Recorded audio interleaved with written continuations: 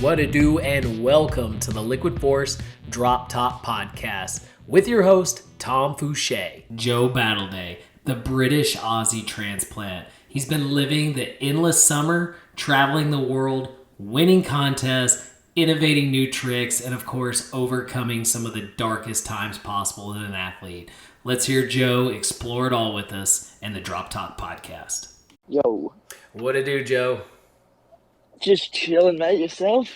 All's well in my neck of the woods, man. Just still struggling to get back on track after hanging with you for the last week or so in the UK. Yeah, it was a good weekend. No, it was epic, man. I guess I want to first start off by asking you, like, you obviously survived the heat wave, right? Yeah, that was pretty crazy. That's probably the warmest I've ever had in England, and to be honest, it's pretty much like stayed pretty perfect for the last 2 weeks and since then. So No way, it's still days. pretty warm, huh? Yeah, it's weird. It almost feels like it's coming. It should be coming towards the end of summer now because it's been warm for so long, but it's like actually the start. Yeah, no doubt. Well, obviously you're a bit more seasoned because you've just spent the last 2 years in Australia nonstop, so I'm sure you take it better than everybody else does. Yeah, everyone's kind of freaking out, to be honest, but I love it. Yeah, I don't It's blame funny, you, man. everyone's always complaining that it's cold, and then as soon as it's warm, everyone's like, holy shit, it's too hot. No, I don't doubt, man. It's funny because last time I went to the UK, it was like cold and rainy the entire time, and that was like early August. So it felt great. Yeah, that's yeah, that's the usual, really. It's nice to be home and be able to, like, get the shorts out and not ride in a wetsuit for once. Oh, for sure. I did wear a wetsuit the whole time I was in the UK last time, so it was epic. I'm just glad you guys got a little bit of an ounce of what it feels like to live on the surface of the sun, which is 100% how it is where I live right now. So I brought it with me. I like to take credit for that. But it You was can bring epic, it. man. I definitely had fun. I was stoked I got to kick it with you there. It was epic having you on the judges staff, and then obviously too, man. It was all time seeing you make it into the finals at features, man. So how was the event as a whole for you? Yeah, it was like, pretty much as good as a contest gets, really, I feel like. Like, the park as it is, it wasn't hacked this year, but, like, just the standard features alone, they're pretty nuts. Like, pretty much one of the best parks in the world, really. Like, the level of riding, there's pretty much, like, every pro rider was there. So, like, the riding was just nuts, kind of making everyone really pull out their A game. And then just the way the event was run, like, we had it split into practice sessions before, so although it was busy, like, you knew when you were going to go down to the cable and ride. You didn't have to stand in line all day to get your laps in. The comp ran sweet, and the judging was pretty perfect. So all in all, it was pretty great, and yeah, I was pumped to be able to make it into the finals, albeit got fourth in the end, but the level of riding was crazy, as I said, so kind of some takeaways and got some stuff to work on for next time, but all in all, I was pretty happy with it. Yeah, without a doubt, man. I think you summed it up pretty well. So let me ask you this: liquid. I'm gonna say it the way you guys do. Liquid Leisure. Is that what you would consider your home park? No, JB Ski or Thorpe Lakes is always going to be the home park because that's where I grew up riding. That's like where basically created all my memories riding. But when I'm home now, I definitely do ride at Liquid more often than not. Um, but yeah, JB is always still going to be the home park.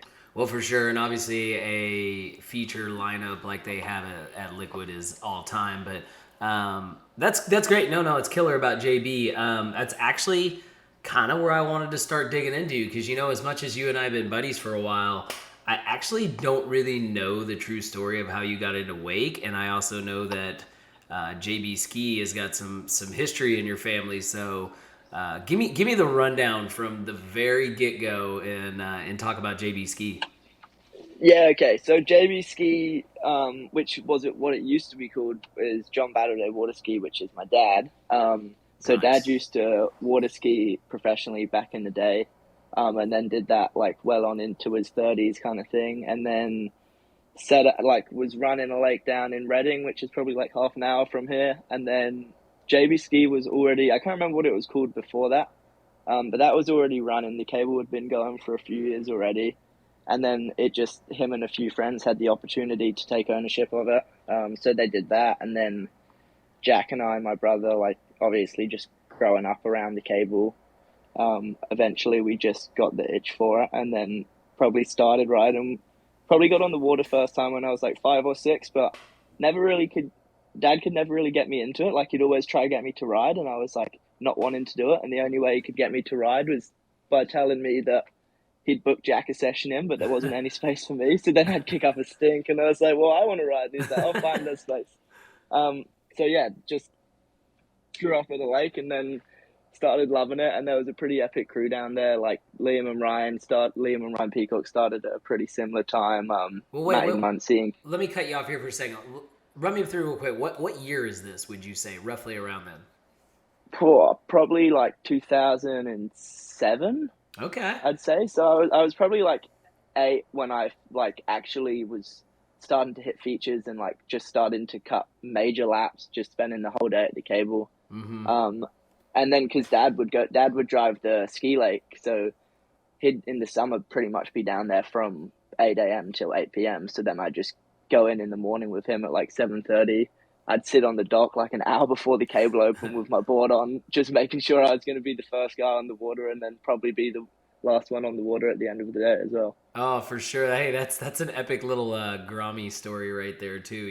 Especially being the first one down on the dock. I like to look at myself like that these days, as I'm first one on the dock, but that's just because I'm too crabby to want to ride on a full cable with a lot of people. I'm just there just because I'm like, I just got to get the smooth water. Yeah. So no, that's awesome, and yeah, I was pretty. I believe I told you, during Wake Park Worlds that I had actually gotten a couple of sets over at JB Ski that last time I was in the UK, and it was funny because they were actually running. I think it was the UK water ski nationals over on the ski lake one of the days that I went over there too. So. Yeah. Okay. You were definitely probably still a little grommet then. This was Yeah. I was probably 2010. just I was probably just hanging around, just causing causing a ruckus with the boys. Well, for sure, and wasn't JB Ski also CK's home cable at the time? Yeah, so CK, obviously at that time there was like a real good crew of UK riders. So there's like CK, Lee Debuse, they were both riding there, and then like Nick Davies, James Young, Lou Cornwall, all those boys they'd ride mainly at Prince's, which was just around the corner, but still kind of come ride JB a fair bit. Mm-hmm. And James actually I think started riding at JB too. So it was pretty perfect because like we were all there just like frothing on wakeboard and we're kind of just getting into it. And then there was this like group of older riders who were probably kind of at the level that we're at now almost. And it was just perfect. Like we'd just watch them and just froth out watching them. And then, yeah, kind of just got that inspiration through them, That's and it kind of gave us something to work towards. That's awesome, man. Now you're speaking some names of my generation right there. Obviously, CK and I have always been homies for a long time, but I was actually pretty fired up because I don't know if you were around, but I did get to see Nick Davies for a short bit last weekend too at Wake Park Worlds. He poked his head in for an evening. It was good to see some old faces.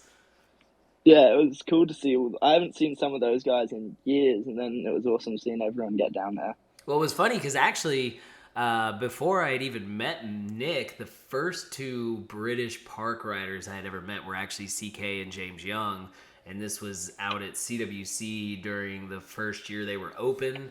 It was pretty awesome. And then the funny thing is, I'm just gonna keep dropping these guys from my generation, whatever. I ran into Lewis Cornwall while I was out there, and it was so funny because he had both of his kids, guys pretty much at the same point of life that I'm in, and he was like, one of the first things he said to me is like, "Do you know all these people out here? I don't even recognize anybody anymore." I'm like, yeah, buddy, that right there, that's how you get a few gray hairs on your head, right there, man. So no, it was classic, man. Little do you know, like I go pretty far back with a lot of the UK boys. So I just hope that trip that I made ages ago, that maybe you were a little grommet. Maybe we had actually met. Maybe you were there then. You were just a little tiny kid, and neither one of us made the No, connection. I definitely do remember it because when I remember we were talking about it at Worlds, and then I remember when there was a competition at Prince's one time. Mm-hmm. Um, and I didn't like I barely knew who any wakeboarders were. But I just remember watching the pro men finals, and it was I'm pretty sure Nick v you in a head to head or something Yeah, I mean in Nick. like King of the Cable. Yeah, Nick and I definitely had many of head to heads through our time. He was insane. I mean, still to this day, he's like one of the best like like board control Oh, athletes I've ever absolutely. seen within wake. Like it's absolutely unreal, and I have the feeling that he's probably still that same way too. Like Yeah, Nick was one that didn't age. yeah, absolutely. I'm sure he could get on a board and probably go to a Rayleigh 5 and a back 9 pretty easy still. Oh, I know for sure. CK and I have always, we've just been like, just talking shit, being like, oh yeah, maybe if we get the old crew together, we'll have like an epic like Masters division next year at Worlds. But I have a feeling if Nick shows up, we're all just doomed. That would be sick though. With the if being in England again, you could really get some like good old school riders in there. Oh, I know, man. It would, like I said, it would be all time, and I ran into a bunch of them obviously throughout the last weekend. So it was great. It was actually funny too because with Wake Park Worlds being at Liquid Leisure, uh, the place is like crazy changed since the last time I was there. Like there was really nothing other than the little, I guess you'd say the little building where they sell the retail shop out of, and that was pretty much it. The boat lake was there. They were running a lot of water ski events. They had a jump ramp, and then the cable I think was brand new, and there was only like 3 4 features. So um, I definitely just made myself sound even older than I already am with that statement right there. But yeah, no, it was all time, man. So run me through. I wanna keep going with it. We talked a little bit about you spending your time in Australia. So I know you went there pre-COVID, but run me through the whole thing. Like, what decided you were going to go down there? What were you doing down there at the time? And then I guess did you end up getting stuck there? I mean, Yeah, run me okay. through beginning to end on like you deciding I'm going to go to Australia, and a couple of years later you finally make your way out again. Yeah, so basically, from dad skiing, obviously he's got some friends from like all over the world. Um, but Mick Neville, who dad used to ski with a lot back in the day and is a good friend, probably 5, 10 years ago now, bought Bly Bly. And we'd met him in England, and he said, when you guys finish school, if you want to come to a season, you're more than welcome. But you've got a job at the park if you want to come. And because Dad happened to be born in Australia, No way. Jack and I both have Aussie passports too, so it makes it really easy with the visa situation. It's Well, we like the just don't same need thing, visas. anyways. Though I mean, Australia is a British colony. They got it in their flag. As if. Yeah, but Go ahead. it's it's real hard if you can do like one season, and then to get your second visa, it's really hard, and then after that, it's almost impossible unless you're getting like a sponsorship visa. Ah, Um, So anyway, yeah, we went as soon as I finished school. I went and did my first summer over there and loved it, but then got cut short because I broke my leg, so I had to come home. And then next winter rolled around, and I went back out there for the summer because it just makes sense, really. Like just endless summer. I can yeah. work when I'm over there, like get a bit of extra money, so then when I come back, I can really go and do whatever I want traveling. Um, yeah, and then I went over there, and COVID happened, and I kind of had it got to the like April, May, and COVID was really starting to kick off a bit, and I could have come home, but at Mm-hmm. this point, the whole world was shut down, and I knew that that season was a write off. So I was like, kind of may as well just stay here. I was like in a good spot. COVID wasn't really affecting us too much. Like we could still ride, we could go Mm-hmm. surf, could still even work. So I stayed there for that first season, and then the plan was next season to come back, Yep. and then come around to the next season, and that's I just had my ankle surgery, um, and then that recovery was just drawn out way longer than it intended to. Oh yeah, So then it was we're kind of gonna tap into that here in a minute for sure too. So. yeah, and then so it came to like August, and I was kind of just getting back wakeboarding, and then I thought I can either come back and try and like make the most of the end of the season, or just kind of like find my feet, get some filming done. Ended up making a video as well, and then just thought I'd wait until this year to come back, but pretty happy about it. Really, it seemed to work out well. Well, obviously, for sure. I mean, like you just said, 2020 was damn near a write off, and then 21 was kind of where everything bounced back. But I know pretty much if you were in Australia, it was extremely difficult to go to and from during that time that year. Exactly. So, So it was like either come back and then just accept that I'm not going back there. right. And it was really expensive to come back as well. So, and I still couldn't really do a whole lot because of my foot. So yeah, it just made sense really. Yeah, without a doubt, and I'll say too, obviously I've been to Australia my fair share of times. Like Blah Blah is like, especially now, is like one of the best parks. So if you're gonna stick with one park, got a ton of amazing features, and at least two, you got a few other places like Gold Coast that you don't even have to drive too far to Yeah, go exactly. And for an flat alternative. spot's just around the corner as well. So, yeah, without a doubt. Well, so okay, this is where I wanna dive into here because I feel like the injury thing, man, like it got you pretty good, and I feel like there was probably some dark times within that. So tell it like, yeah, I want to know what happened exactly, how it happened, and the entire process because I guess there were some fake outs in there, So Yeah, absolutely. run me through like, yeah, the whole process of what happened with your injury, and then I like to also hear the mental battles that were a part Yeah. of that.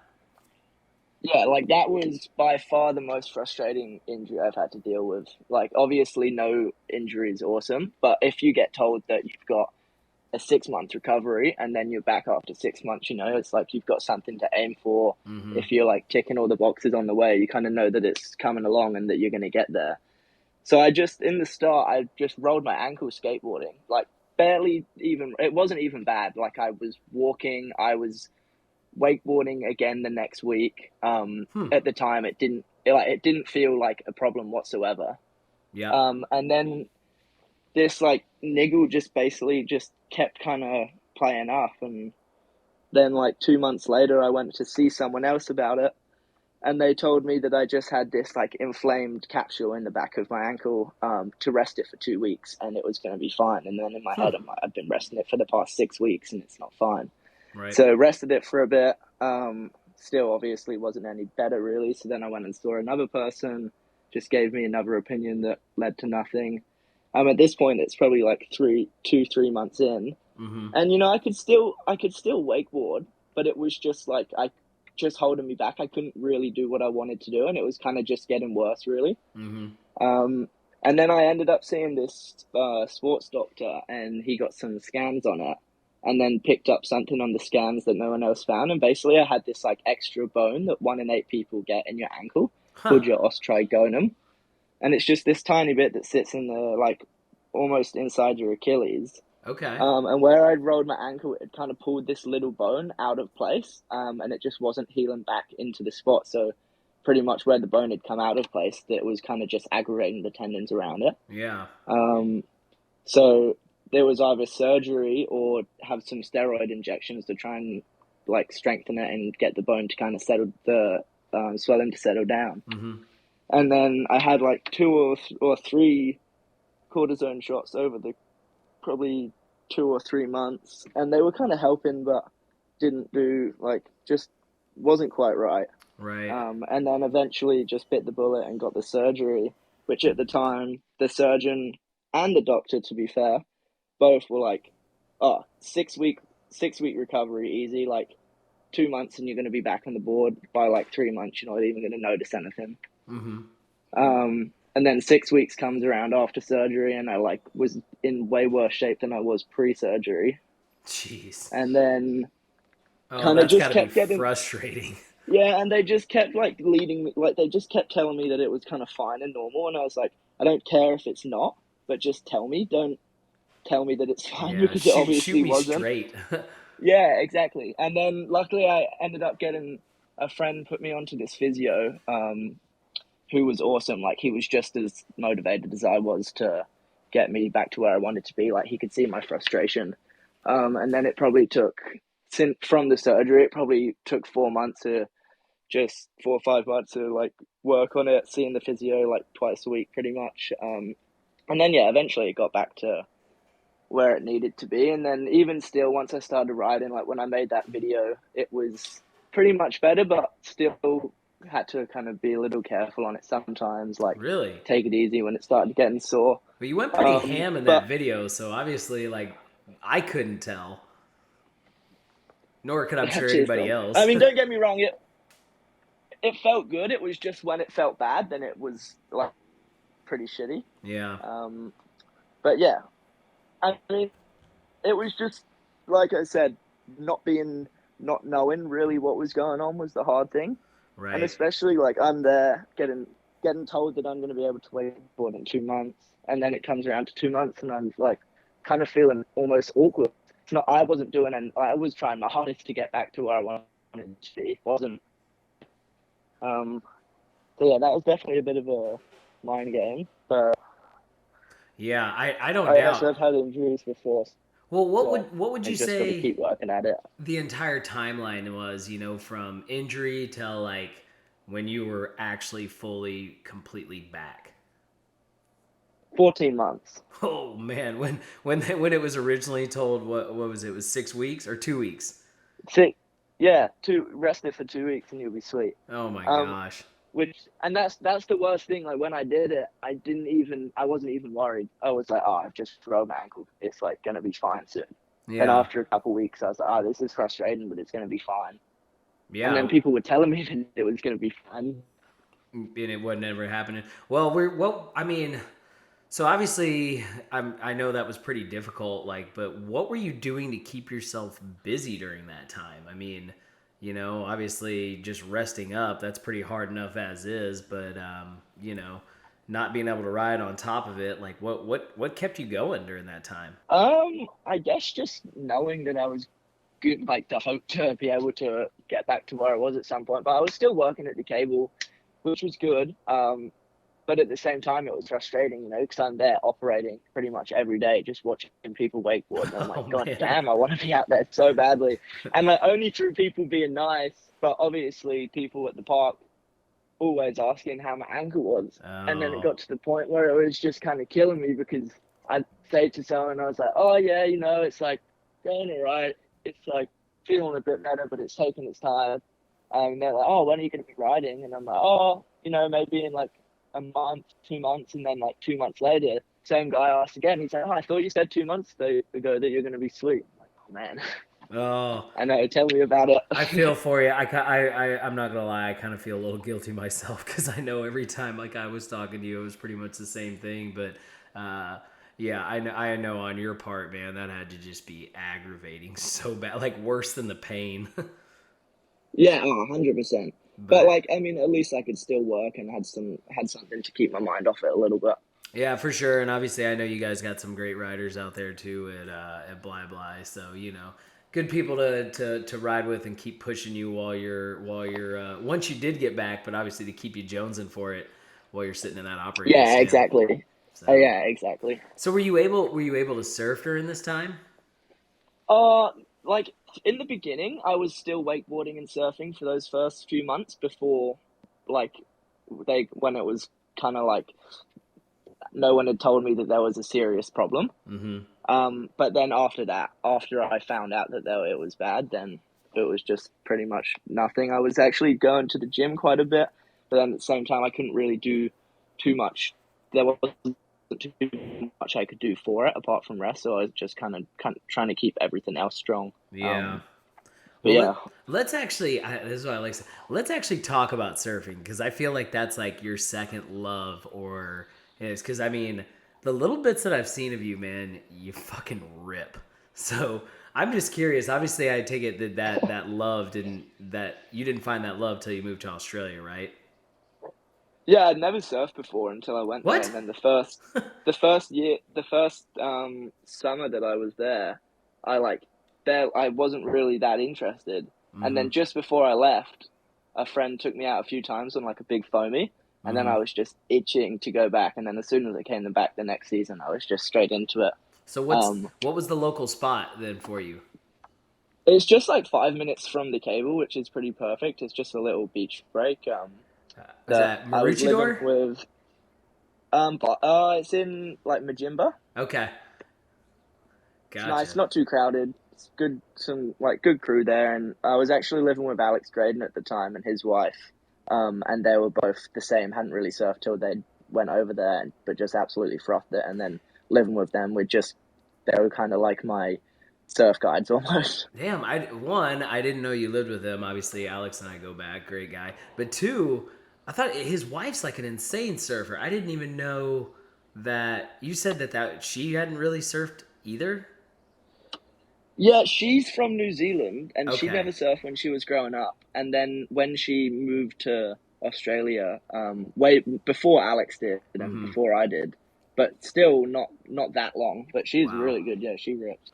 So then where let me ask you this. Living on the sunny coast then, where is the spot that you're like, "Oh, every time you go to it, it's just always firing." Sunny Coast, as it is generally compared to some of the other spots in Australia, pretty flat, and just kind of gets a bit of a dampened down version of most of the swells.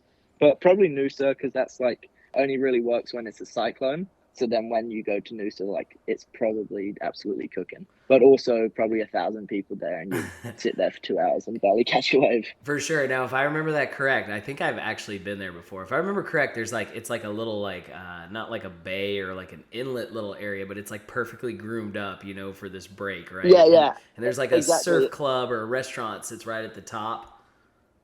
Yeah, yeah, that's the one. And then there's like four or five different points going up to the point. Yeah. Oh yeah, I remember, man. That I remember going there, actually falling in love with that spot. I was like, oh, I could live here. This is all time. Yeah, absolutely. Yeah, it's a good. I mean, hey, I gotta give it to you because I love the entire culture on the sunny coast. Like, coming from your mind, like I would be like, yeah, move to Australia and be like, COVID happened and be like, yeah, I'm cool here, man. No need to go back. Like, I love it here. Yeah, I mean, definitely found myself like a little second home, and I do think when for now, whilst I wakeboard, I'm going to keep going back and forth between Europe and there for summer and summer. But I do see myself probably settling down over there in the future when I'm older and kind of get a full-time job or whatever. Well, shit, man, you might find me there with you, So yeah, you just let me know. But no, I think you got the right idea. Obviously, like right now, park riding especially is just firing off in Europe nonstop. Like the events are happening every weekend right now, and you had your first big W, your first big gold of the year in Denmark, man. So, I've kind of known about that event, Waterfest, for a little bit, but I'm curious. There's not a ton of exposure on it that we get over here from America side of things. So I'm just curious. Tell me about the event, and then of course tell me about your riding and your run on that, because obviously, man, you took down the heaviest of the heavy hitters there. So, yeah, I'd like to hear all about Waterfest. Yeah, okay. So it's this sick little 2.0 in a town called Aarhus. It's like the second biggest city in Denmark behind Copenhagen, I'm pretty sure. Mm-hmm. Super cool place. Like Denmark as a whole is just super lovely. Um, but it's like in this little kind of like marina, I guess. It's nice and protected from the wind.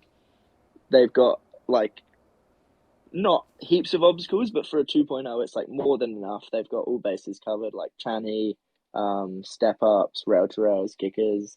Um, but yeah, and it's a nice high 2.0. But the event was sick. Like they've got this crazy cliff dive or free diving next to it, where basically just send like these belly flops off like Damn. a 13-meter diving board. Honestly, I've seen And more like where it's footage based of in the that. city, yeah, it's pretty crazy. Props to Alvin. I think he took second in the actual free diving No contest. way. Um, but yeah, where the 2.0 is in the city, it's like just attracts heaps of people for the comp. So it's cool. Like people are standing all around the 2.0. It's like pretty good vibes. I think there was like 8 of us invited.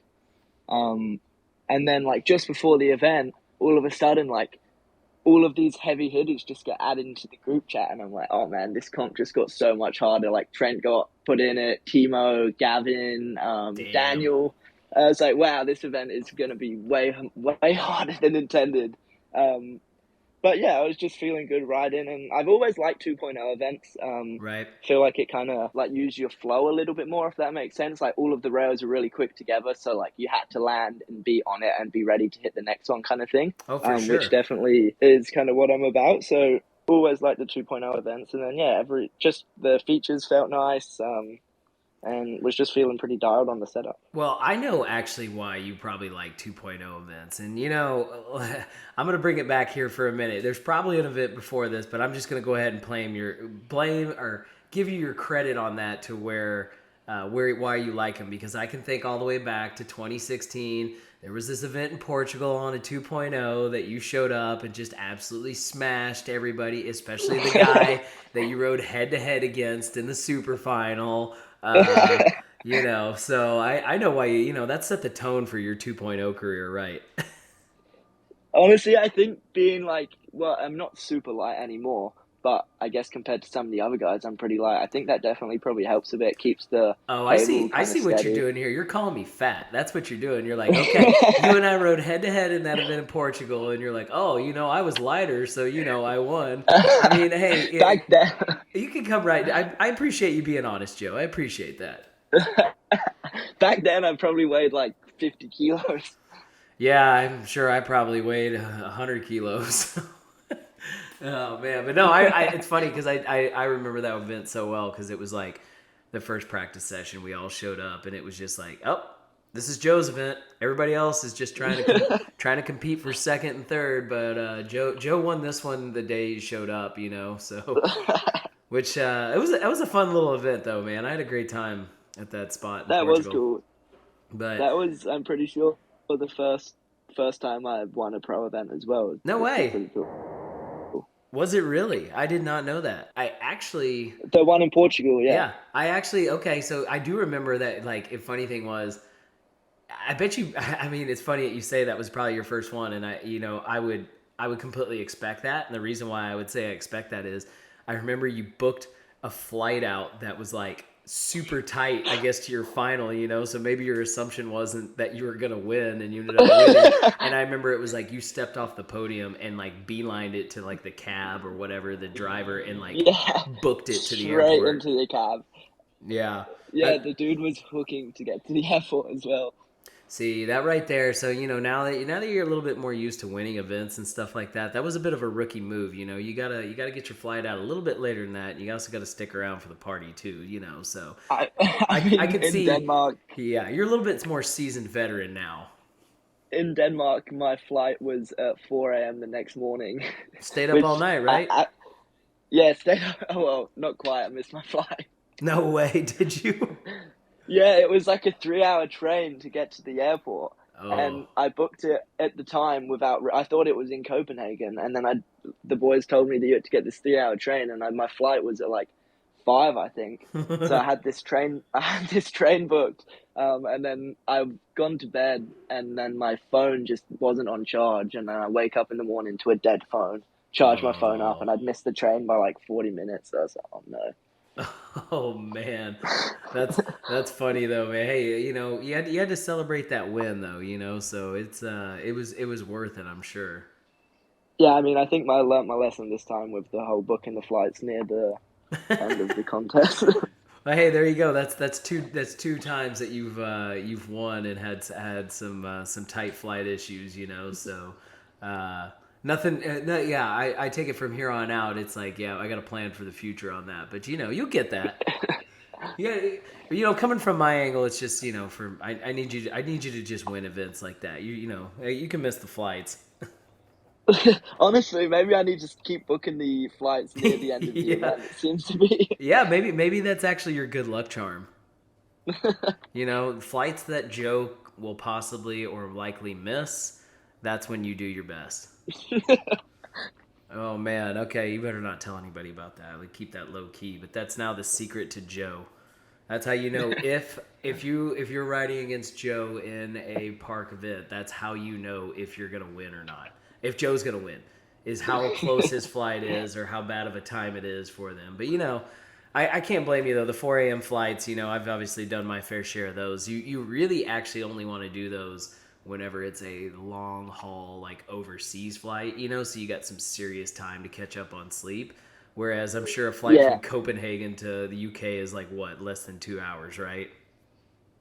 yeah, exactly. It's literally a 2 hour flight. Honestly, my thought process when I was booking it too, I was like, I want to get out of there as quick as I can, get back to London because World was the next weekend.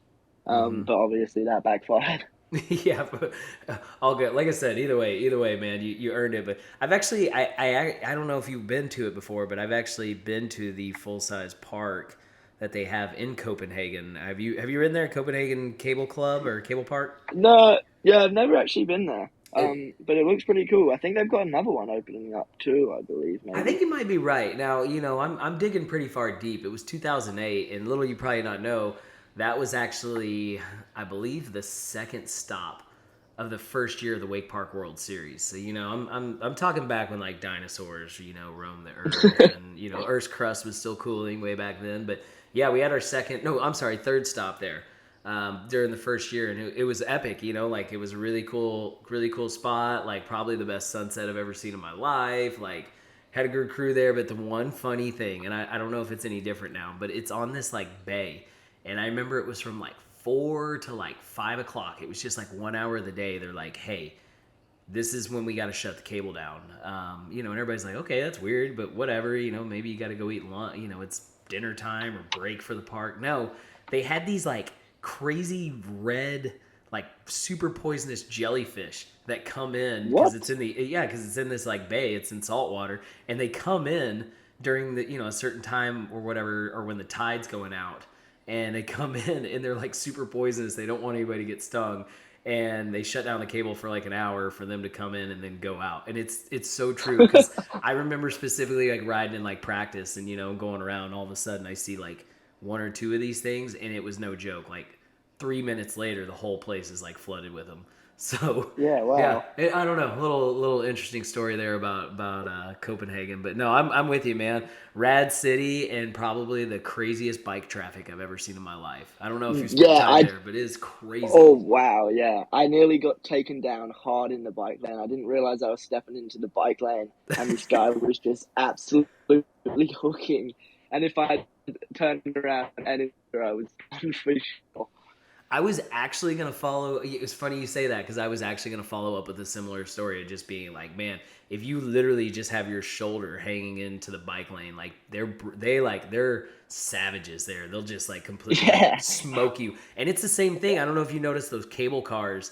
They're the same way. Like they'll brush right up against you. Like if you're in their lane, it's like it's crazy, because I imagine, coming from like America, where pedestrians always have the right. It's like, nope.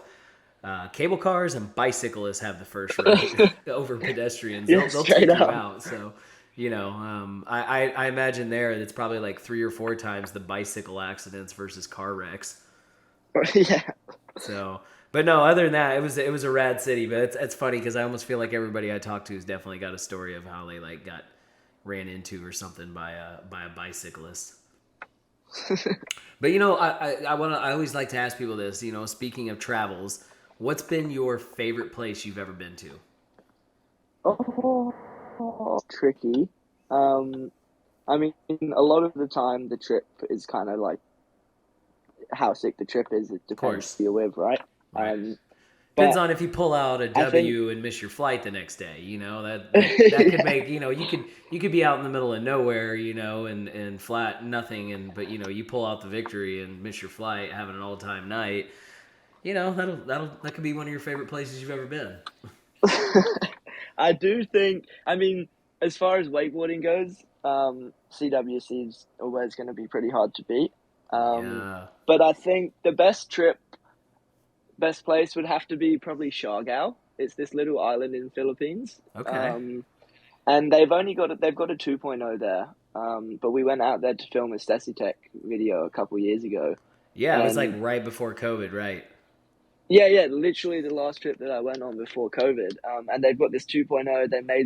They've got a bi-level on it, and they made this like sick like rail to rail setup with some concrete ledges and a whole bunch of stuff. But it's just like in such an awesome location. The locals are super friendly. The guy that owns the cable is awesome. and the Yeah. surf's pretty good there too. I So was gonna say, how could you not leave that out? Because the funny thing is, like, obviously, I know of the wake park there, or whatever, the 2.0, just because, a lot of people have obviously put it on their social media from when they've been there. But I know that that island is what very, very well known surf spot. So, yeah. yeah, I was surprised that wasn't the first thing you said. But that's also okay. Well, I'll give you the chance too, though. Can you follow it up with worst place you've ever been? Oh, Put you on the spot with this one. I mean, I don't want to throw anyone under any cable parks under the bus, You don't. Hey, you don't have to but say cable, but you can keep this what? however way you Yeah. want. Um, dude, that's tricky. Okay. Well, you I'm can sure I've. marinate on that. Yeah, maybe I'll get back to you. I'll let it render. Okay. Hey, you know what? I'll give you respect if you don't want to share, though. You don't want to throw shade to anybody. I can respect that. I can respect that. So, I definitely got. There'll definitely be somewhere. I just need to sit on it. yeah. All right. Let me ask you this: what's the best trend in wake right now, and what's the worst trend in wake right now? Um, wow. Worst one, personally, fake outs. I Oh, hate it. fake outs. I was actually thinking you were But going to say something else because we kind of talked about this at Worlds, but yeah, we don't have to go any further. But yeah, that's cool. I but respect like, to you. don't get fake outs like me. Like a fake out was if you did like say a front board or a back lip and you pass the handle, Mm-hmm. and then you turn it into whatever the trick is once you've passed the handle. Right. So say front board, and then you pass it into a back nose, Yep. and then you go to blind, which I think is kind of sick because Mm-hmm. you're kind of like it's almost kind of like a rewind, Yeah, you're like you're changing getting all directions. twisted up in the rope. But now you kind of start to see it a bit where it's like not actually doing anything apart from just putting the handle behind your back and swapping hands. Yeah, So yeah, unnecessary I is what you mean, call that. yeah, it is unnecessary. And don't get me wrong, I definitely have seen times where I've been like, oh, that was kind of cool. But for the most part, I just think it's kind of pointless. Okay. All right. Now, best trend in wake. Oh, ooh, Well, come on. No, there's man. a lot of these going on right now. There's a lot of good shit happening, man. Jeez, I don't know. Oh, okay. Um, We ooh. can come back to that too, though, man. When it Yeah, I comes think it's just gonna land on me. if it comes to you before we're done, you just fire it off. But all good there, man. One thing I was also wanting to ask you, man, is I back it up to what was this 2019? No, I'm sorry, 2000. Yeah, it was was it 2019 when you hopped on board with us with Liquid Force, right? Yeah, 2019. Okay, it was 2019 the year that you had the triple rewind? Is that what I should call it? yeah. I What guess, would or you call maybe it? double rewind, triple. Wouldn't it I like guess double three? rewind, maybe. Yeah, no, I guess it's like three spins, but Mm-hmm. two changes of rotation. I mean, I'd probably go double rewind, I reckon. okay. Well, I'm kidding. I mean, it's crazy because obviously I've been in this game for a long time. That is one trick that I not only would think that was not possible if somebody were just to tell me what it was, but like to even think up of. I mean, like that was one of the most impressive things in that trick of the year highlight reel. So I'm just curious, like, I mean, run me through that whole process with that too, because I don't even know how you came up with that. Honestly, I like went to Shark. I went to Orlando like at the start of the year, Mm-hmm. and then took a trip down to Shark with Jamie and John, um, and just started hitting the kicker. And originally wanted to do this back seven front three, Mm-hmm. which was the first goal. And then so as soon as I started hitting the kicker, I was like, "Holy shit, this thing's amazing!" Yep.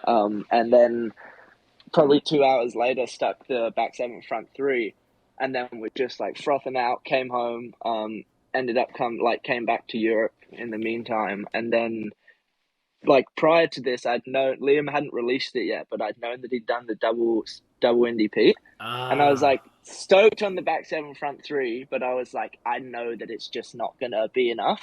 And Mm-hmm. not that I was doing it to win trick of the year, but I was like, that would be pretty cool. Like it's kind of a goal. We didn't Um, this happen like really close to trick it like when they would when during Surf Expo? Wasn't this only like a week or two before then?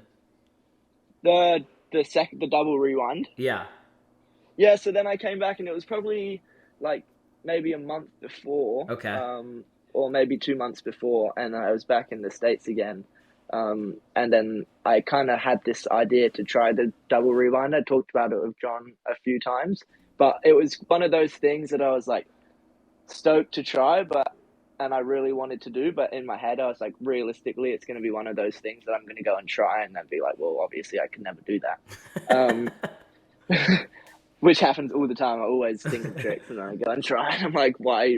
Who in their right mind can do that? Story of my life. And then yeah, and then I went back and just started hitting the kicker and just was doing some like big back three, front threes, and kind of felt like it could be doable. Mm-hmm. And tried a couple and just didn't really get too close. Like I was stoked with where I was getting to, but it didn't feel like I had it. And then I Right. probably hit the kicker for like an hour and just didn't try a single one. And then because it was one of those things that as soon as I hit pretty much as soon as I started spinning, I knew if the tension was going to be there or not. Yeah, for sure. Um, and then yeah, like an hour or two deep into the session, I think I'd only actually thrown two, but probably hit the kicker like 80, 90 times, and then Jesus. just one just felt perfect as I left the kicker and just came round and stomped it. That's insane. Well, hearing that you hit the kicker 80, 90 times, that just made my back explode hearing Yeah, you say that. honestly, the next day um I wanted to try and kind of keep it under wraps because I was at least until I posted it. Mm-hmm. And then the next day, Jeff Mathis invited me and Jamie and John and the Harris twins, I think, to go and shoot at Nona. Uh-huh. And I was like, obviously didn't want to turn down the opportunity. I was like, that's awesome. But I was like broke. I was seriously hurt. Like I could barely walk kind of thing. So I've gone to do this shoot and I was like seriously hurting.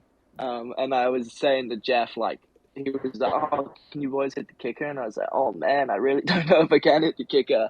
Um, and then a few days later, he was like, he saw the video and he was like, dude, why didn't you just tell me? I was gonna say, man, I know you're an athlete and all, but like after hearing that many times, like you had to have not been able to move. Like I can't even believe you even went out and tried to ride. I was seriously hurt. Oh man, well, either way, props to you because that was a heavy one. That's one that's always resonated with me. Like it's such a different trick. As far as a lot of things that we've seen throughout the years on the trick of the year reels. So, yeah, major fan here, man. Do you think we'll see it again from you? Yeah, cheers, Tom. Um, I think I do want to go back to Shark. I'm not going to get back out there this year, but hopefully next year. I would like to do it again, but I also think that I could maybe be possible switch.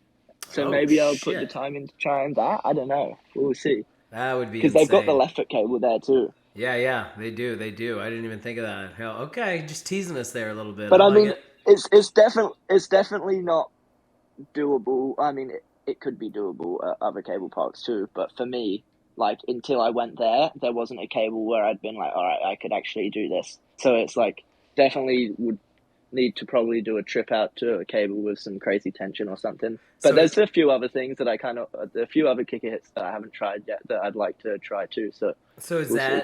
that in your top three favorite cable parks? Oh, 100%. That's Okay. just the factor of the kickers and the tension there, would probably be the best. Like I'd say, I Yeah. didn't really get to ride the park too much, to be honest, because both times I went there, I was just straight into hitting the kickers, and then I just cruised the lap and hit the kicker. But apart from that, they've got like two Daniel Grant features, which, in my opinion, is like the best tranny. Yeah, it's good They've got flow. like a line with both of those, so and then they've got some other features. It'd be Yeah. sick if they held a contest out there, actually. Yeah, I agree, man. I'm a big fan of that park. Obviously, Greg's been a homie for a long time, so it's nice to see what he's done there, and still, yeah, he's got a park just strictly because Wake was something he loved too. So would you say that Yeah, was your too. favorite place you've ever been? Then now you think South Florida, West Palm Beach? Definitely, that's got to be my favorite cable thing. Like Okay. it's like no other cable that I've ridden. I've never felt a kicker or tension like that. So Okay, so that here we'll just go ahead and round this thing off. So you got I know you got CWC up there. You got Shark 561. So what's your third? We'll just finish The three. What's your third favorite cable park? I'd have to say the local JB Ski Thorpe Lakes, riding there with the boys is pretty much unbeatable. Hey, I feel you there, man. Yeah, the local spot. You can't ever leave that one out. Do you still have that like double pipe, like shotgun, like swoop rail that's been there for We ages? literally they they just took it out and I was kind of skewing when I came home. Actually, I was like, oh man, that thing is not good, but so now it's the sickest thing in the world. Well, it's. I think that might have been one of the longest lasting rails as far as homemade ever built because, like I said, in 2010 it was there, so I remember hitting it, and I think it had been there for a while before I came there too. I'm pretty sure it had been there since probably like 2000, early 2000s. Nice, nice. All right, Joe. So last thing I always like to do before I end this thing off is like give you the opportunity, man. Like full shout out to who, whatever, whenever, anything you want right now, man. This is your chance. So have at. Um, Obviously, a big thanks to everyone who supports me. So follow, big shout out to Steve there. You're a legend. Liquid Force, obviously, best boards in the game. You guys support is epic. Yeah. The Sunnies company that sponsors me helped make these fold up Sunnies. Um, JB Ski for all of the support throughout the years. Being able to ride there when I was younger, and a physio out in Oz called Back to Bounce. Geordie hooks it up with physio when I'm out there, and if it wasn't for him, I probably wouldn't be feeling as comfortable as I am on the board now. So big props to him. Right on, And man.